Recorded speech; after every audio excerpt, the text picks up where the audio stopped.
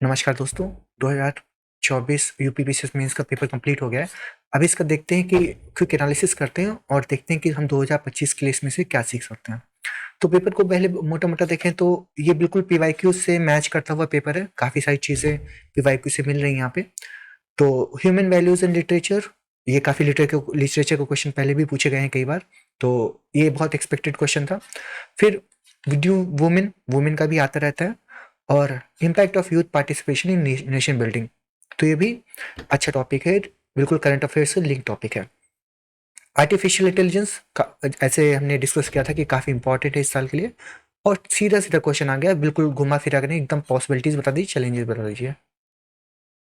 फिर startup India था, future of India, तो स्टार्टअप इंडिया का भी क्वेश्चन आया था यहाँ पे। तो ये थोड़ा सा डिफिकल्ट था लिखने के लिए, बट ठीक है, इकोनॉमिक सेक्शन से ये क्वेश्चन पूछा गया है।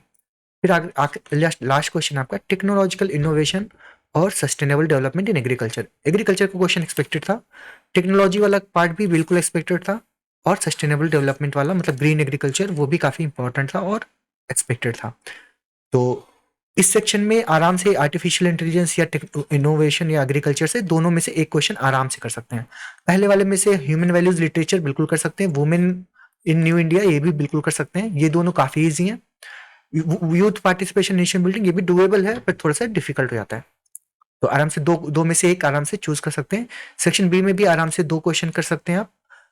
यहाँ पे सेक्शन सी में पूछा है कि rising popularity, India's rising popularity in international platform.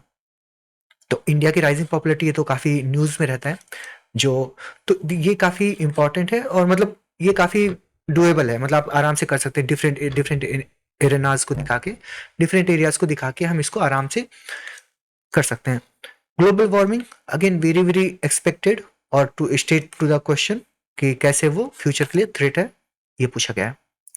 Make in India and economy, ये भी अगेन आत्मनिर्भर भारत जब से आया है तब से ये टॉपिक भी काफी एक्सपेक्टेड था और काफी इंपॉर्टेंट है। तो ओवरऑल देखें तो जो काफी टू द पॉइंट स्ट्रेट और बिल्कुल सिलेबस से टॉपिक्स आए हैं।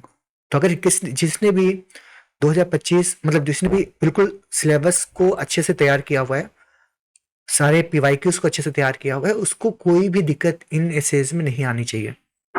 तो 2025 के लिए आपके लिए लर्निंग यही है कि आप बिल्कुल सिलेबस को अच्छे से प्रिपेयर करिए, और जो भी पीवाईक्यूज में आए हैं उन टॉपिक्स को बहुत अच्छे तैयार कर लीजिए, उनसे ही क्वेश्चन घुमा फिरा के रिपीट हो जाते हैं।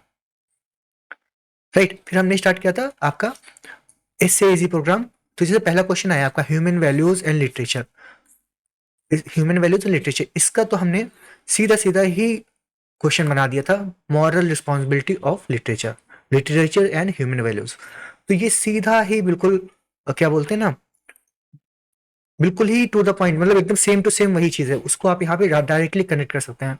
तो यहाँ पे जैसे कि शेक्सपियर ने कैसे नेल्सन मंडेला को इम्पैक्ट किया, वो वाली, या फिर यहाँ पे जैसे मैंने और भी बताया था कि ज्योतिबा फुले वाली जो गुलामगिरी वाली बुक थी, ऐसे करके कोई भी एग्जाम्पल आप यहाँ पे उठा सकते हैं। तो मैंने यहाँ पे 3 एसेज का इंट्रोडक्शन लिखे थे, नेल्सन मंडेला वाला एक, उसके बाद में यहाँ पे मुंशी प्रेमचंद और गोदान, इसका एक दिखाया था, और तीसरा हमने रामधारी सिंह दिनकर की ये पोयम करी थी कि क्षमा और शक्ति की शिक्षा कवि के भावों में भर दे, कविता केवल चित्र ना हो, वह विचार का शस्त्र बने। तो यहाँ पे कविता का मतलब लिटरेचर, तो अब विचारों का शस्त्र मतलब उसकी ह्यूमन वैल्यूज को कैसे इम्पैक्ट करता है।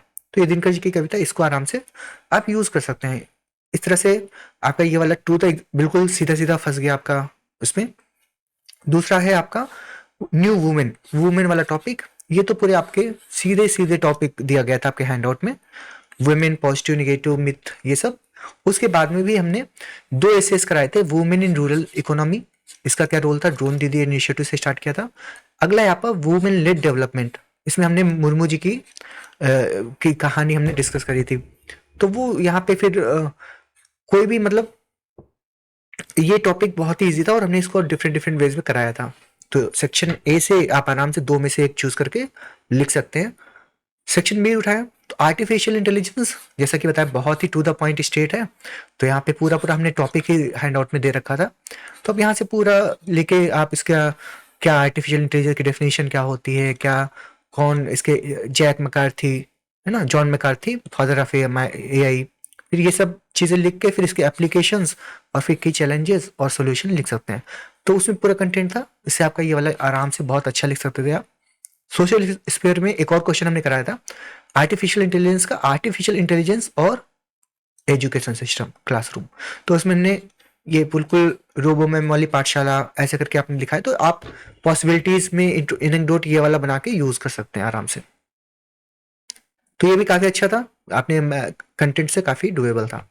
नेक्स्ट था technological innovation and sustainable development. इसका तो हमने हैंडआउट में पूरा पूरा ही दिया हुआ था, साथ में हमने 2 एसेज भी करा दिए थे, एक फार्मर एग्रीकल्चर और एग्री टेक्नोलॉजी का।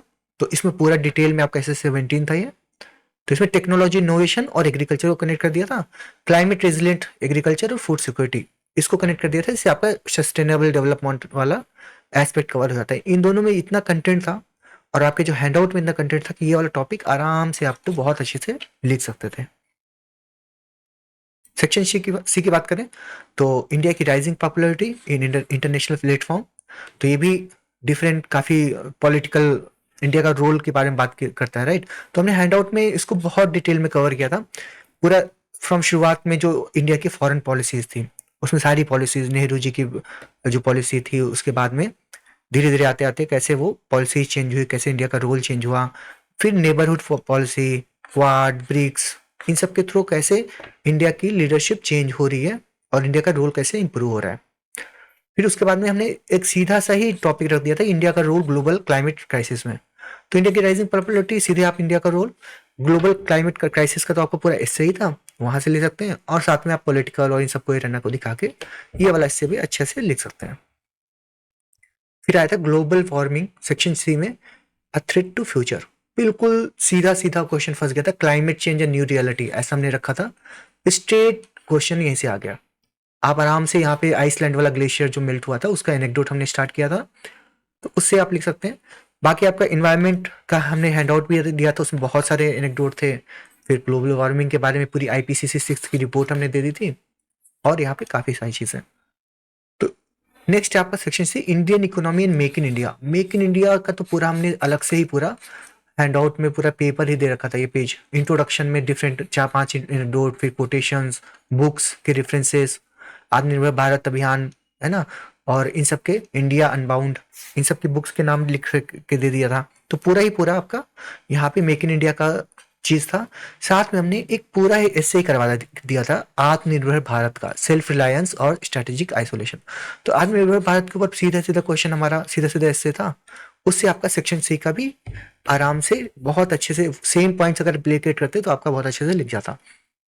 तो कुल मिला के सेक्शन सी से 2 सीधे सीधे फंसे हैं, और सेक्शन बी से भी 2 आपके डायरेक्ट क्वेश्चन आए हुए हैं, सेक्शन ए से भी 2 आपके सीधे सीधे आए। तो आपके आराम से बोल सकते कि हर एक सेक्शन में दो दो जो एसेज थे वो बिल्कुल टू द पॉइंट थे। तो आप उन दोनों में से एक को चूज करते और आप अच्छे से लिख सकते थे। तो मुझे तो लगता है जिन्होंने भी अच्छे से थोड़ा सा फॉलो किया है, थोड़ा सा सीरियसली लिया था इनिशिएटिव को, they are going to get they are going to get too much advantage in that. और लोगों ने अपने इनिशियल क्या बोलते हैं फीडबैक देना स्टार्ट भी कर दिया डिफरेंट डिफरेंट वेज में। तो बट अच्छा, मतलब देख के ये सब देख के लगता है कि जो हमने एफर्ट मारे, हमने लगभग 150-200 पेज का एस्से का कंटेंट बनाया, उसके बाद में हमने क्या बोलते हैं लगभग 54 एस्सेज के मॉडल आंसर दिए, वो सब जो हमारी मेहनत थी, 150 पेज का कंटेंट, फिर रट्टा मार में शॉर्ट नोट्स दिए, फिर उसके बाद में जो 54 एसेस करवाए, मॉडल आंसर क्लासेस में करवाए, वर्कशॉप में करवाए, उन सब का कुछ तो फर्क मिल रहा है लोगों को। तो ये देख के काफ़ी खुशी भी होती है कि कैसे लोगों ने हम कंटेंट यूज़ किया, बिल्कुल कंक्लूड किया, और कैसे बिल्कुल उसी में से हैंड आउट से सारे टॉपिक फंस गए यहाँ पे। तो it's like it's very encouraging for us.